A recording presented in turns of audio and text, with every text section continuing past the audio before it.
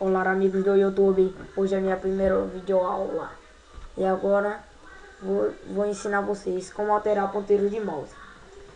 Olá amigos do YouTube. Bom, indicações. Primeiro vá no mouse e clique no botão direito. Nesse aqui. Que vai copiar, colar essas coisas. Segundo, vá na última opção que é personalizar. Bom, e agora eu vou explicar pra vocês, né? Vamos lá. Vamos aqui, clique personalizar, que é o último. Aí vai estar aqui, alterar ponteiro de mouse no lado esquerdo da tela. Vamos clicar. Bom amigos, tem gente que diz: ah, isso é fácil, mas não é pra qualquer um. Tem muita gente que precisa disso.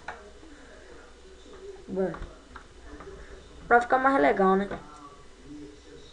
Aí aqui tem essas opções. Assim, tem poucas.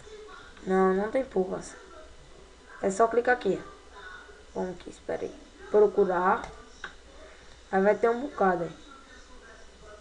Aerolink. Que é Cross. Bolsa. Bom, linha. E tá aqui, né? É só você clicar aí. Vamos ver aqui.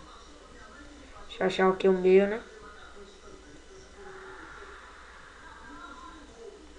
Por exemplo,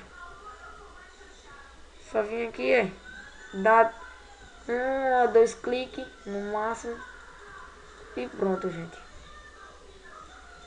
Obrigado por me assistir.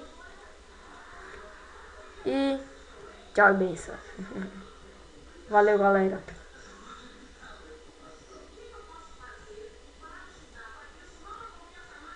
Tchau e boa sorte.